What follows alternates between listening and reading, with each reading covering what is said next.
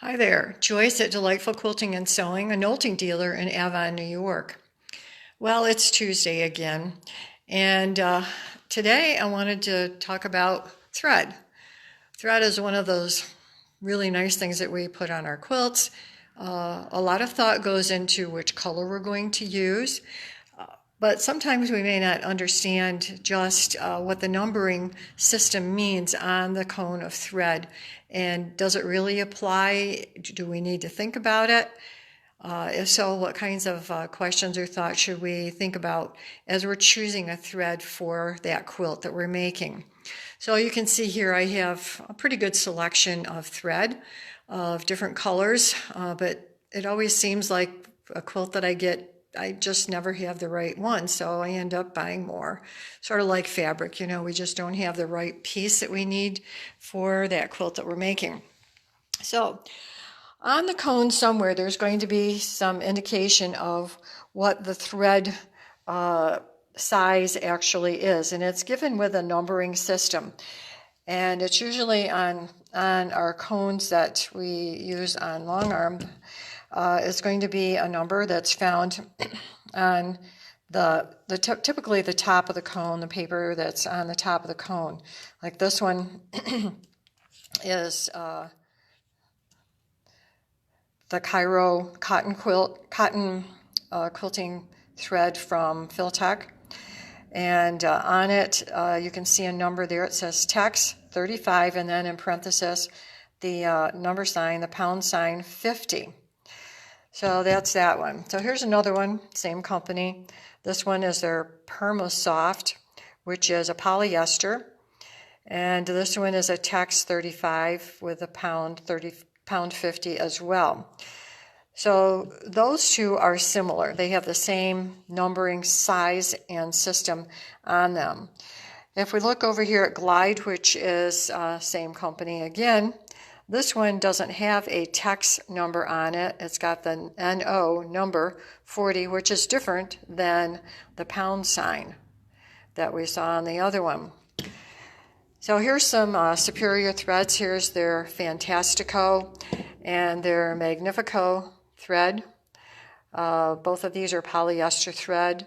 They're the shiny polyester, and these are the pound signed with 40 on them. And then another superior thread is this one right here.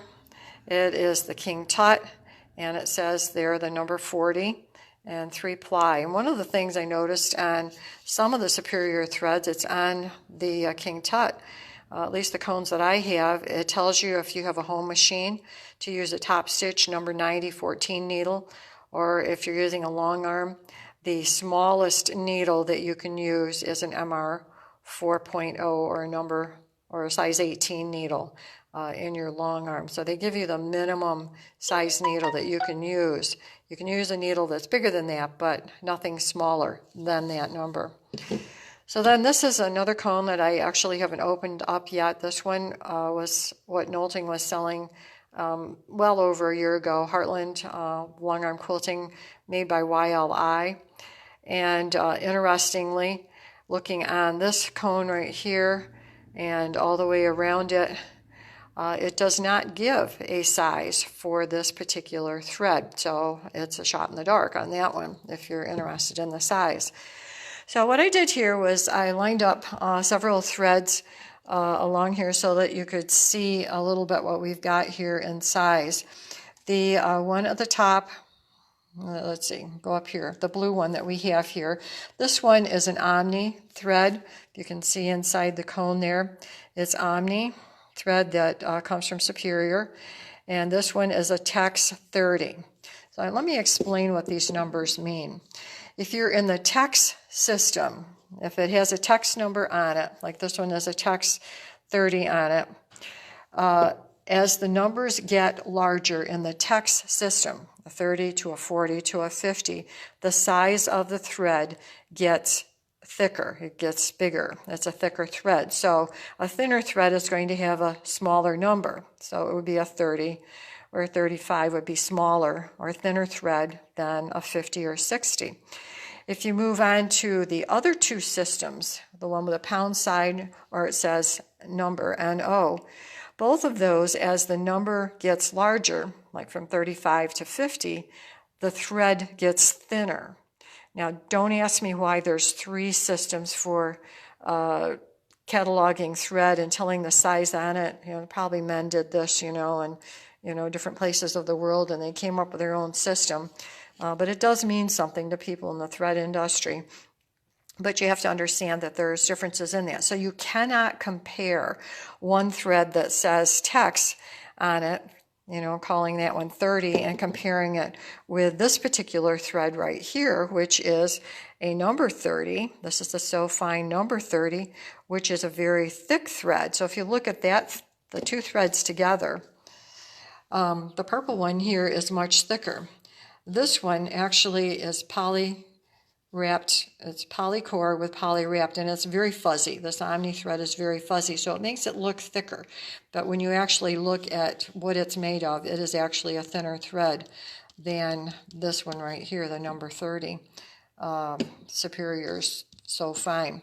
So these other two threads that I have here, the purple one right here is King Tut, and so that one is a number 40 thread, and this one right here is So Fine number 50. So you can see very easily how much thinner besides the color. I tried to find something that was the same, and I didn't have anything.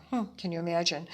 So that the tan thread here really is a much thinner thread at 50 than the other one is at 40. So there is a difference in the size of the thread. So what does that mean as far as the quilting goes? Well, if you want your quilting to really show up and pop out, you would pick a contrasting thread color, but you might also pick something like this, a number 30 thread here, or a text number that would be maybe a 40 or 50 text number that would be a thicker thread. And if you don't want your thread to show up as much, you're going to choose a finer thread. So if you're doing background fill, you might pick a number 50 or a number 60, like bottom line thread, Superior's bottom line thread, and pick a color that would be the same as your background, and that way your thread would kind of sink in and show the quilting that you're doing, but without really showing the thread. So that's pretty much for understanding the numbers of the thread. In my book, Guide to Quilting with Your Knolting, I have a section on thread, choosing thread, and understanding the numbering system. It does equate a little bit to the needle size that you're going to use. The thicker your thread, you need to make sure that you have a bigger needle. And I typically don't recommend dropping needle size all that much because of the needle flex.